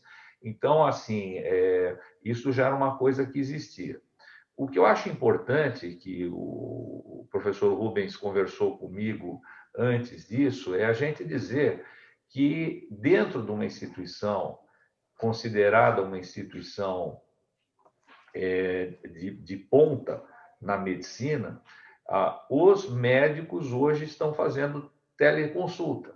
Quer dizer, hoje eu tenho separado 2 dias da minha semana, onde eu atendo meus pacientes diretamente de casa. Quer dizer, então, não há uma perda de qualidade nesse atendimento, desde que, né, sejam ou pacientes de primeira vez que vem ouvir uma segunda opinião, onde ele já foi examinado por um médico e ele está em outros estados do país. Eu tenho visto hoje muito mais pacientes de fora de São Paulo do que de São Paulo, por telemedicina, que é uma segunda opinião, que eles teriam que se deslocar para um centro de referência. O segundo são o segmento dos pacientes. Eu mesmo trabalho com transplante de medula óssea e nós precisamos fazer segmento de pacientes a muito longo prazo, né? E muitas vezes esses pacientes já saíram do centro e já saíram do estado. Então, é importante você ter um segmento dessas pessoas a longo prazo. E é absolutamente possível você fazer isso recebendo exames e tendo contato com esses pacientes à distância. Então, pessoalmente, eu, como um comentário, que foi o que foi me pedido para falar aqui, e para não ser um chato e não alongar essa conversa, mas que a gente poderia deixar isso para um momento de discussão, a minha impressão é que teleconsulta é importante, assim como é importante outras situações onde a tecnologia trouxe um auxílio ao médico, que é, por exemplo, a questão do Big Data, a questão de você poder ter a inteligência artificial, a questão... Eu estou trabalhando num projeto que eu julgo que é um projeto extremamente interessante de inteligência cognitiva, que é uma forma de você atender diferente o paciente. E o que você usa são dados que esse paciente permite a você que utilize, que vão desde os dados do prontuário médico dele, mas também dados da participação deles em redes sociais, de outros bancos de dados, de outros laboratórios, que a nossa ideia é conseguir extrair esses dados de uma forma inteligente e que o paciente possa ter uma nova forma de ser visto pelo médico, né? Então, vocês imaginam um indivíduo que ele pode chegar no médico e você sabe que ele compra uma caixa de vinho por semana. Quer dizer, provavelmente você vai ficar um pouco mais preocupado em saber se ele tem ou não tem, se ele é adito ou não é adito a álcool. Então, quer dizer, você tem outras formas de poder estar vendo. Nós também trabalhamos aqui no desenvolvimento de uma ferramenta de educação médica na época da Covid. Então, nós fizemos um aplicativo chamado Covid Log, que teve mais de 5.000 pessoas participando ativamente e buscando informações médicas relevantes. Agora, nós já estamos na fase do hematolog, para hematologia, e dentro do hematolog já está funcionando uma plataforma digital que você consegue fazer consultas à distância, mas aí só entre médicos, porque aí o nosso objetivo é basicamente oferecer ajuda para os colegas que estão distantes de um grande centro. Então, basicamente, é esse o trabalho que a gente tem desenvolvido e, obviamente, eu fico à disposição, professor Rubens, querido Jairo, Rui, Samir, Jorge, que eu estou vendo aqui, e outros tantos que devem estar aqui, que eu não estou conseguindo vê-los, não é? Para estar disponível para qualquer questionamento. Obrigado, Nelson. Muito obrigado, Jairo. Vamos abrir a palavra agora. O acadêmico Barros Franco pediu a palavra, Samir Haslan. Vamos tentar, Walterzinho, vamos tentar perguntas curtas e respostas objetivas. Barros Franco. Bom, achei muito interessante. A segunda parte foi espetacular, que eu acho que foi mais pragmática, né? A apresentação do Dr. Jaime foi fantástica e absolutamente objetiva. Na realidade, um dos grandes problemas é o seguinte: existem projetos de realizar uma plataforma digital. Então, essa plataforma ela tem todos os recursos para que você, teoricamente, faça a medicina de forma digital ou de forma à distância. Então, ela tem registro de doentes, ela tem receituário, ela tem a plataforma de comunicação. Isso é um problema, porque exatamente eu estava ouvindo e estava vendo a mesma impressão que eu tenho, o Dr. Jaime falou. Eu também uso o mesmo programa de sistema dele, que é o HiDoctor. Eu tenho 13.200 doentes registrados no meu HiDoctor. Então, se eu adquiro e passo a utilizar uma plataforma em que eu vou registrar os meus doentes, essa plataforma de HiDoctor, que foi utilizada como tudo que eu utilizo para pesquisa, para levantar doentes por patologia, vai ser jogada fora. Não tem como passar 13.400 doentes para uma nova plataforma. Então, eu acho que a medicina digital é uma realidade, a consulta digital certamente vai, se bem utilizada, a ajudar bastante, mas essas plataformas que são oferecidas hoje em dia, são plataformas que você não pode utilizar a sua ao mesmo tempo. Eu já liguei até para o grupo da empresa que eu utilizo, tem mais de uma, a HiDoctor, para ver se eles não pretendiam agregar a isso uma forma de nós nos intercomunicarmos. Então, o que eu uso? Eu uso exatamente um telefone inteligente e abro a minha plataforma no HiDoctor, e à medida que eu vou interagindo com o doente e solicitando determinadas coisas, eu vou passando isso para a minha plataforma HiDoctor. Ainda é uma maneira um pouco tupiniquim, mas eu gostaria de ter uma melhor, mas não que eu tivesse que abandonar os meus 13.000 doentes registrados e fazer esse registro de novo. Então, eu acho que exatamente esse é o ponto, é procurar uma forma amigável que o médico possa utilizar. E a outra coisa que eu também achei uma maravilha dele apresentar é exatamente isso. Hoje em dia, nós, quando recebemos o doente antigamente ele vinha para um resultado de exame, né? Que eu acho que pode ser feito perfeitamente, não há mais nenhuma necessidade do doente se deslocar trazendo os exames solicitados, isso pode ser feito por forma digital, mas, enfim, ele vinha trazendo os doentes todos. Hoje, quando o doente aparece aqui, ele vem absolutamente sem nada, ele vem de mão no bolso, senta, e o que o senhor achou dos meus exames? Eu falei, eu estava esperando que o senhor trouxesse os exames hoje, o senhor veio aqui para resultado de exame. Não, eu fui no laboratório, eu fui na imagem, ele disse que tudo isso o senhor pode ver pela internet. E aí eu digo assim, mas tem um problema, eu tinha que comparar um exame com outro exame que o senhor fez. Aí o senhor vê na internet, não posso, porque por motivos de manter o doente protegido, eu só posso acessar os exames que eu pedi. Eu não tenho como ver os exames que o médico da minha sala ao lado pediu. Então, nós temos que aprimorar, antes de mais nada, esse tipo de atendimento por via digital, porque essas dificuldades são essas. Hoje em dia, eu tenho uma secretária só preparada para pegar a imagem que o doente traz num CD, colocar numa sala ao lado, num computador, para eu ver e não perder tempo de fechar o meu programa, colocar no meu computador. E, hoje em dia, em breve, nós não teremos mais acesso aos CDs imagem, porque, na realidade, propositalmente, já há um projeto da maior parte das empresas que fazem imagem de não dar mais o CD. Eles dão um papel com algumas poucas imagens e dão o laudo.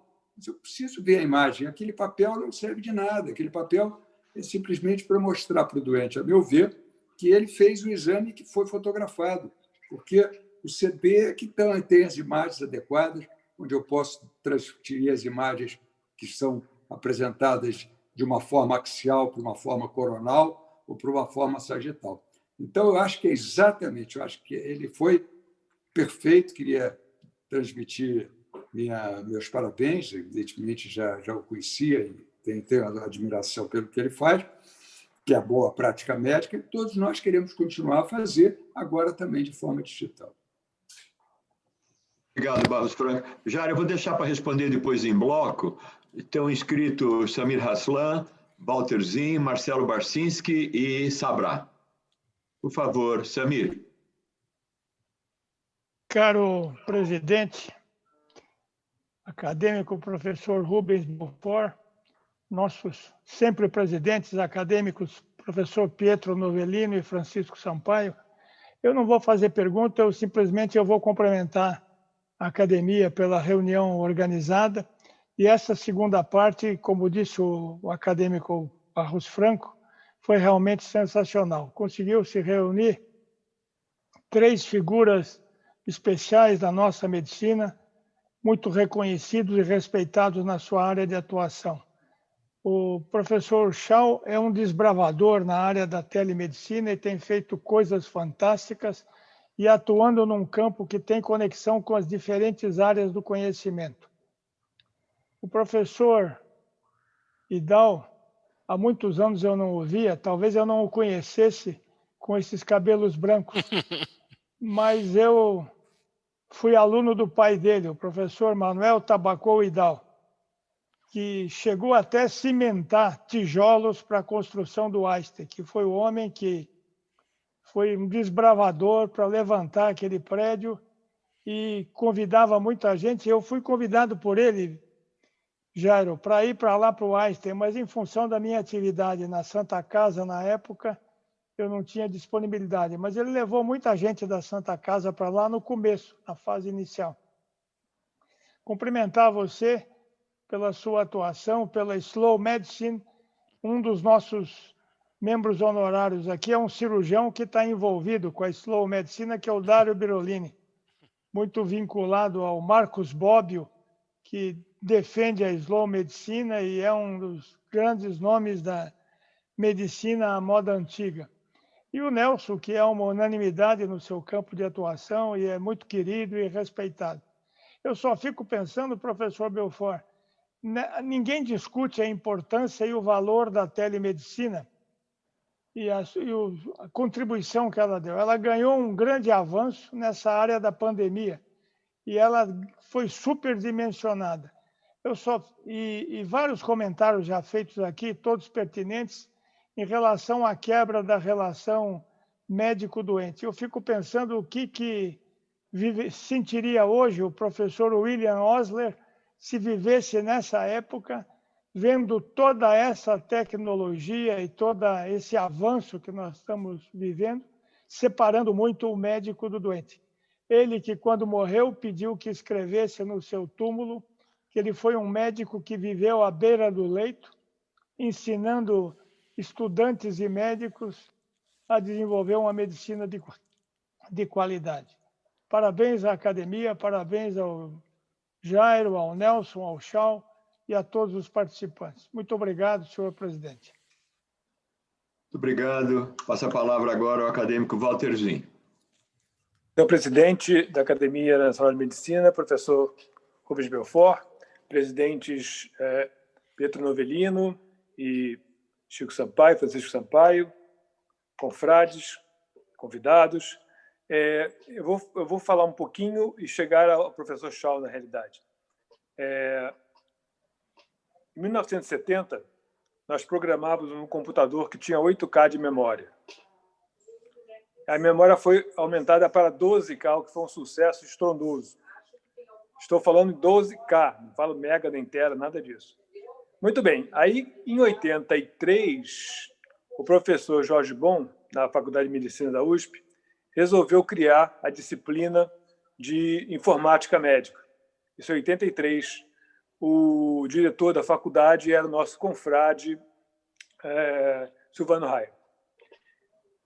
Bom, ele criou a disciplina de informática médica, teve o apoio depois do próximo diretor, que foi o Goff, apoio do Goldenberg, o reitor, magnífico reitor.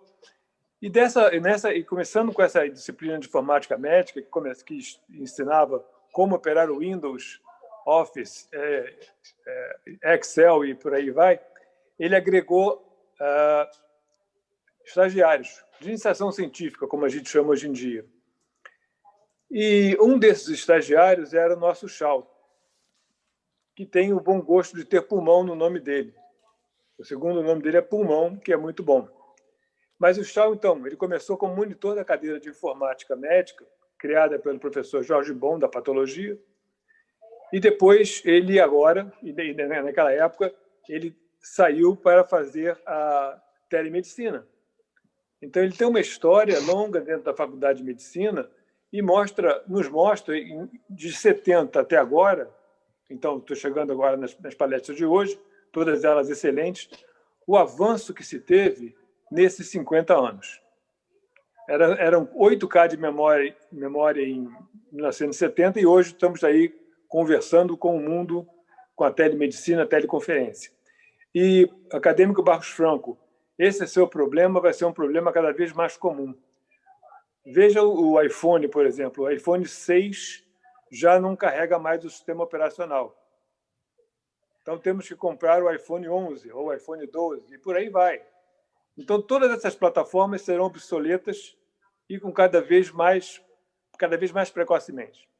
Esse é um problema com a telemedicina, com qualquer coisa, com telefone, com, enfim, computadores. As coisas evoluem e eles não são mais capazes de operar nos sistemas antigos. É um problema que eu não sei como resolver. Passar os dados de um sistema por outro, por exemplo, como esse é o caso. Bom, muito obrigado. É só isso. Muito bom. Acho que nós podemos continuar com as perguntas e comentários e deixar respostas para depois, porque grande parte são comentários que não precisam ser respondidos. Acadêmico Marcelo Barcinski.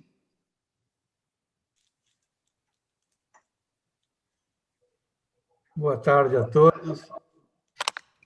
Professor Rubem Belfort Júnior, presidente da Academia Nacional de Medicina, professor Pietro Novellino, Francisco Sampaio, também presidentes da Academia Nacional de Medicina, meus colegas, meus confrades, convidados, é um prazer enorme estar aqui. Eu, enfim, achei extremamente interessante essa sessão da tarde e agora a sessão regular da nossa academia, e gostaria de pedir ao Jairo Idal e ao Nelson Hammerschlag que fizessem comentários a respeito do quanto é importante, apesar de ambos fazerem uma clínica privada, apesar de ambos hoje estarem fazendo teleconsultas de casa, o quanto impactou na competência deles o fato de estarem ligados a um hospital, tipo o Hospital Albert Einstein, e especialmente as mudanças que o Einstein sofreu na sua história e se transformou num hospital que faz pesquisa médica, pesquisa biomédica, pesquisa translacional da maior qualidade, e o quanto isso impacta na competência dos médicos ligados ao hospital e depois no fato deles ter se transformado numa escola de medicina. E, mais uma vez, a minha pergunta é o quanto essa ligação com Einstein, que faz pesquisa, com Einstein, que é a escola de medicina, impacta na excelência do trabalho que os senhores fazem. Esse é o meu comentário, pergunta que eu gostaria de ver discutido. Muito obrigado. Mas como não há outros acadêmicos inscritos, eu passo então ao acadêmico Aderbal Sabrá, que vai concluir essa rodada de comentários e perguntas. Sabrá.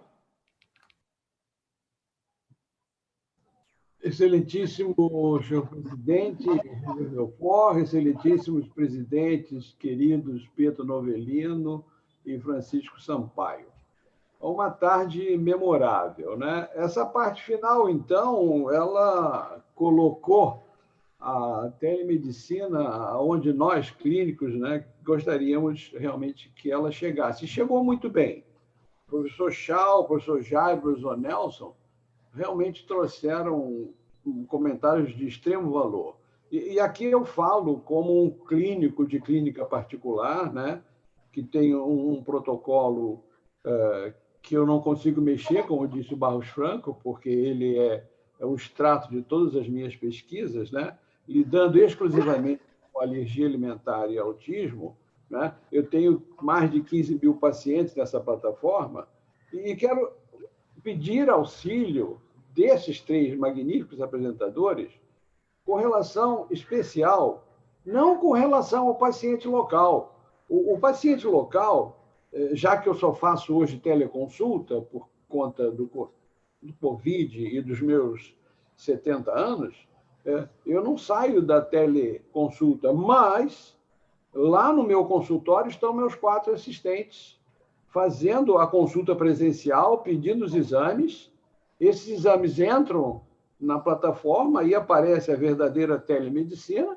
Esses exames vão para a nossa plataforma e aí, então, eu recebo isso e, com horário próprio, eu faço a minha teleconsulta.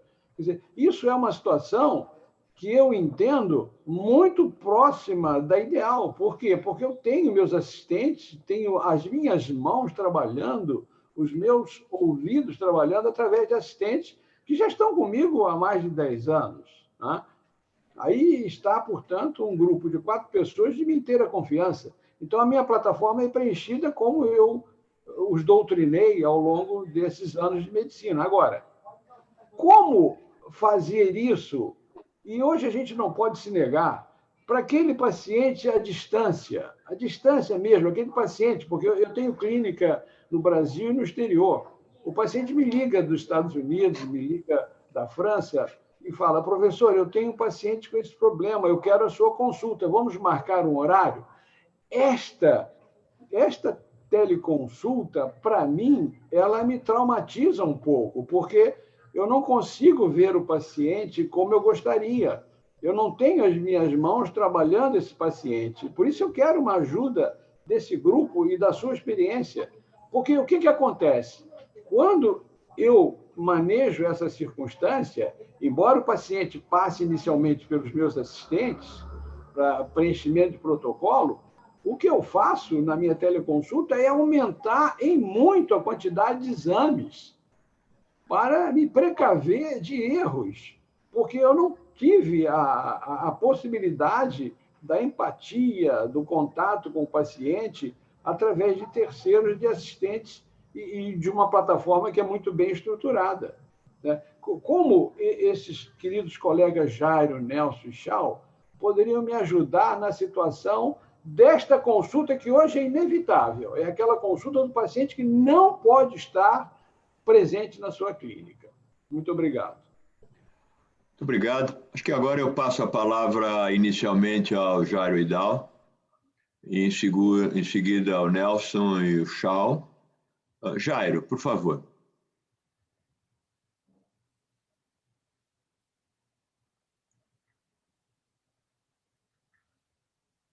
Teu som está desligado. Pronto. As perguntas são mais filosóficas do que eu tenho a resposta para dar de verdade. Em relação à pergunta do doutorzinho, que eu agradeço muito, desculpa se eu vou contar uma historinha para vocês. Esse meu pai, que o Samir contou, ele era professor na Escola Paulista de Medicina. Ele fez um concurso para catedrático na época e perdeu. E ele ficou irritado com a escola e resolveu fazer um hospital. E aí surgiu o Einstein. Meu pai faleceu há 41 anos atrás, mas, digamos assim, às vezes perder não é uma má opção. Às vezes a gente faz alguma outra coisa pela frente que eventualmente tenha realizado isto. No entanto, eu vou dizer assim, a minha percepção pessoal no Einstein, e isso não quer dizer que seja a posição do Einstein como um todo. O Samir deve lembrar, uns 20, 25 anos atrás, eu fui procurá-lo na Santa Casa com o Reinaldo Brandt, explicando para ele que o médico que as faculdades de medicina fabricam ou produzem não são o que um hospital do tipo do Einstein precisa. Ele não vem formado com o nível de, não é de sofisticação, mas de resolutividade. Você vai num pronto-socorro americano e um médico toca 50 coisas. Ele faz ortopedia, ele faz gripe, ele faz o que for. A nossa formação é extremamente segmentada. A Cleveland Clinic teve o mesmo problema, a Mayo Clinic teve o mesmo problema, e cada um fez a sua faculdade de medicina para fazer o seu médico do jeito como eles acham adequados. Então, é uma certa decorrência de que outras especialidades, outras áreas do conhecimento são assim. Um dos meus filhos fez economia na faculdade da USP e o Itaú patrocina uma parte do curso para formar o economista que o Itaú está interessado. Então, as nossas faculdades têm uma certa dissociação com a realidade que um hospital tipo Einstein vai precisar. Cuidado, o Einstein não é Brasil e não é a única coisa que existe no mundo. Existem outras necessidades. Mas, de alguma maneira, este é um cenário aqui onde inovação anda relativamente bem. Tem as suas dificuldades, mas inovação vai bem. Eu acho que a questão da telemedicina, nesse momento no Einstein, ela é um pouco diferente do que esta plataforma de inovação. De repente, nós ficamos sem braço para atender pacientes na pandemia. Como que eu ia atender os meus diabéticos ou tudo que eu faço na vida e eu não tinha mais acesso, eu não tinha nem equipe direito e o medo desta doença. Então, havia uma plataforma que o Cordioli generosamente cedeu para a gente e nós conseguimos atuar.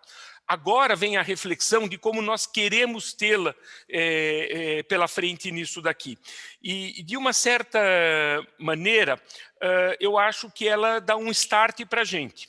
A minha questão é que se todo mundo, eu coloquei isso na minha explanação, se nem todos estiverem se treinando para isso e se preparando, nós vamos queimar esta ferramenta nisso daqui. Em relação à questão, doutor Aderbal, eu não tenho uma resposta formal. Eu posso dizer o que eu acabei fazendo no meu cotidiano. Eu tive uma vida acadêmica, 30 e poucos anos, o Rui contou, eu trabalhei com ele na Escola Paulista de Medicina, e eu tenho pessoas que eu participei do treinamento em muitas cidades. E eu aloco uma dessas pessoas perto desses meus pacientes que eu faço telemedicina. Então, eu tento saber, eu tenho alguém em Cuiabá que me precisou, eu falo, olha, eu não vou poder cuidar sozinho de você, eu vou precisar de uma pessoa local que eu seja capaz de interagir com ela. Então, eu tenho criado alguns pseudópodes que me ajudam nisso daqui. Em alguns locais, eu tenho que dizer para o paciente, eu não tenho como garantir para você que eu vou te dar um bom atendimento. Eu posso dar um parecer para você, mas eu não posso me responsabilizar pelo seu atendimento, porque eu não tenho estrutura suficiente para isso. Em relação ao Covid, que o Rubens falou, eu não procurei Covid, eu não sou caçador de Covid. Eu cuido do meu rebanho, eu sou um clínico geral. O meu rebanho ficou com Covid, e aí eu tive de aprender Covid. Mas eu tive por necessidade, como aprendi tantas outras coisas na vida por absoluta necessidade. Se amanhã for coceira na orelha, eu vou aprender coceira na orelha. Uma coisa, doutor Aderbal, eu vou dizer para o senhor, eu vou começar a mandar meus pacientes de alergia alimentar para o senhor, porque eu não encontro ninguém aqui em São Paulo que resolve isso para mim. O senhor ganhou o senhor ganhou um encaminhador. Não sei se eu respondi. Muito obrigado. Nelson, um comentário? Bom, eu vou só complementar um pouquinho. O Jairo respondeu, eu não acrescentaria nada às respostas que o Jairo deu sobre as perguntas as quais ele respondeu. Eu só vou tomar a liberdade de responder a pergunta do professor Barcinski. Né? Em primeiro lugar, apesar de a gente nunca ter se cruzado pessoalmente, professor, eu tenho um grande carinho pelo senhor por conta da sua tutoria para o meu querido amigo Orlando Ferreira, que trabalhou com o senhor. Depois eu tive a oportunidade de trabalhar com ele nos Estados Unidos e trouxe para vir trabalhar comigo aqui no Einstein, como o senhor sabe. E ele sempre me transmitiu o carinho e o quanto ele deve na formação dele, toda a formação dele com o senhor. Então, apesar de eu não termos nos cruzado pessoalmente, eu sempre tive um carinho muito grande pelo senhor por conta desta ligação. O senhor, só um comentário, o senhor foi uma marca muito importante na vida dele, isso ele também me relata com muito carinho, e hoje em dia ele faz um trabalho absolutamente fundamental no desenvolvimento de ensaios para a Covid, justamente, na UFRJ. Né? Ele é uma das pessoas mais brilhantes que eu conheci na minha vida. Sem dúvida, sem dúvida. Então, eu estou basicamente, como as perguntas, as outras demais perguntas foram muito bem respondidas pelo Jairo, eu só queria me deter um pouquinho no seu questionamento com relação à instituição que nós trabalhamos, eu e o Jairo, dela ter deixado de ser exclusivamente um hospital boutique, não é? Para virar um centro de educação, pesquisa, inovação e filantropia e também um hospital. E eu tenho a certeza de que isso foi para todos nós que trabalhamos aqui uma coisa de muita importância. O Jairo sabe que provavelmente esta visão o pai dele já tinha. Quer dizer, não é uma coisa nova do Einstein, mas é uma coisa que o professor Manuel Widal já tinha essa ideia de ter uma faculdade de medicina dentro do Hospital Isílio Albert Einstein, e por uma série de razões isso não ocorreu. Então, hoje eu acho que cada um de nós aqui dentro, nós temos um privilégio de podermos exercer a medicina naquilo que eu diria na sua ampla visão, que é a tutoria. Por exemplo, nós, na hematologia, nós temos residência médica, pós-graduação, lato sensu estrito, alunos de pós-graduação, já temos aqui vários mestrados, doutorados que já saíram daqui. Nós temos alunos de iniciação científica da faculdade, nós temos alunos da faculdade que vêm fazer monitoria conosco. A área de pesquisa está pujante. Basicamente, sei lá, eu vejo assim na área que eu trabalho, que é a área de transplante, hematologia, quer dizer, nós estamos agora migrando totalmente para as terapias avançadas, terapia celular, modificação genética, terapia genética. E isso só foi possível através desta visão que o Dr. Manuel Widal teve e que outros foram trazendo isso. Inclusive, o próprio Jairo, quando da diretoria do hospital, foi uma peça muito importante no desenvolvimento de toda essa questão que eu tô lhe colocando. E eu lhe digo mais, eu acho que isto influencia diretamente essa questão da telemedicina, porque, na verdade, a telemedicina é uma inovação, né? O próprio Eduardo Cordioli, que trabalhou nisto, nasceu num departamento de inovação, quer dizer, onde se procurou plataformas para se exercer isso, e eu acredito que isto acaba vindo compor toda esta situação que o senhor bem colocou e que me deu a oportunidade de falar um pouco disso, porque isso me dá muito orgulho de poder trabalhar aqui e de poder participar disso. Nós não só temos um hospital privado hoje, eu não sei se todos sabem, mas nós temos 2 hospitais públicos que são, na verdade, gerenciados pela equipe do Einstein, que os pacientes têm exatamente o mesmo nível de atendimento que ele tem no hospital chamado Vila Santa Catarina, que é um hospital da prefeitura, e no Einstein ele recebe exatamente a mesma quimioterapia para tratar o seu linfoma, o mesmo protocolo, o mesmo cuidado. Então, a mesma coisa acontece no Ivoimirim. Então, essa coisa de sair de um hospital boutique e se transformar numa rede de saúde é muito importante. E a telemedicina se dá nisso também, quer dizer, esses hospitais mantêm conosco reuniões clínicas, onde nós discutimos de longe os pacientes dessas pessoas. Na ocasião da Covid, nós tivemos uma iniciativa que foi a tele-UTI, onde a UTI do Hospital Albert Einstein ajudou UTIs de vários outros centros. Então, muito obrigado por ter me provocado com essa pergunta, né? E eu só queria complementar para o professor Aderbal que essa questão também me incomoda muito, do exame clínico do paciente, né? Mas eu também tenho usado o mesmo subterfúgio do meu querido amigo Jair Vidal. Quer dizer, eu sempre tento localizar em cada cidade, em cada local, alguém que possa compor conosco como se fosse da mesma equipe.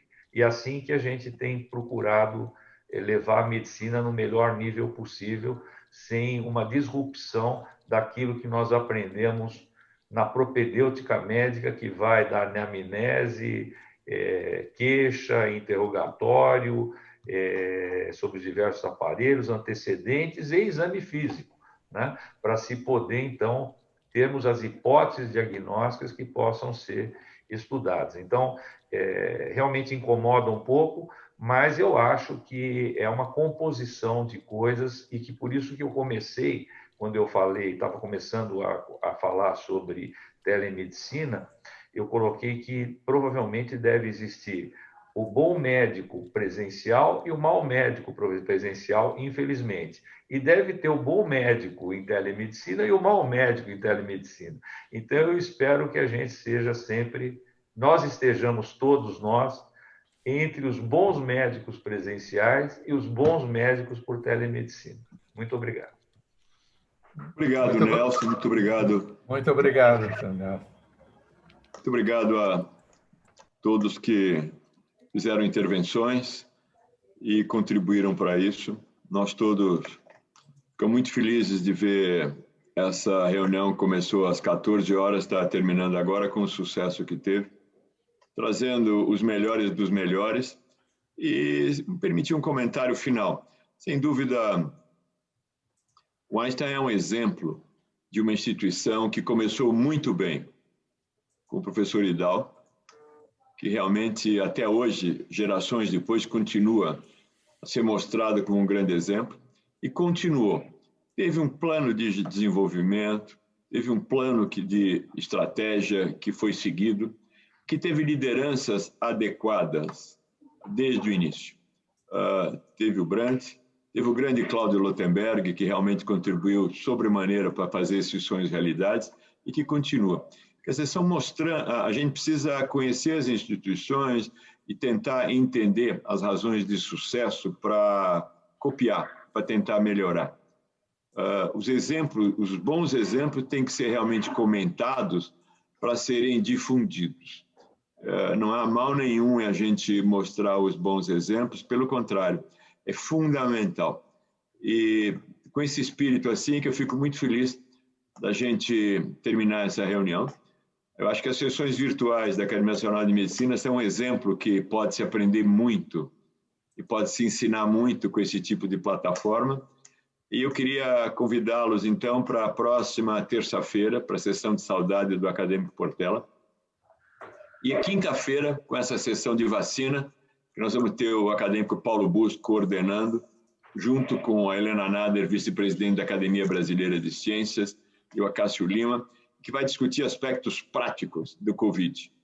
Para quem não sabe, acabou de sair uma notícia na BBC agora que a Dinamarca está aumentando o lockdown, porque tem informações que teria uma nova mutação de vírus proveniente de visão, que estaria infectando humanos, então seria o primeiro sinal da possibilidade de transmissão entre espécies do vírus Covid. Então isso vai continuar azucrinando a vida de nós todos, isso vai ser uma agenda contínua, e a Academia Nacional de Medicina tem que continuar sendo o local onde essas reuniões e essas informações são difundidas para toda a sociedade brasileira, porque a Academia Nacional de Medicina também, apesar de ter uma perspectiva diferente, não é o Einstein, não é a USP, mas ela se insere num nicho dentro da sociedade brasileira que é muito importante de continuar a ser preservado e expandido em benefício de todos. Então, mais uma vez, muitíssimo obrigado. Está encerrada a sessão. E, principalmente, aos nossos convidados de fora, o agradecimento de coração por tudo que vocês ensinaram e dividiram conosco hoje. Boa noite a todos. Bom fim de semana. Nos vemos na terça-feira. É que a vida sempre é um feriado para quem gosta do que faz, né, Nelson? É isso aí, é verdade. Tchau, pessoal. Tchau. Um abraço a todos.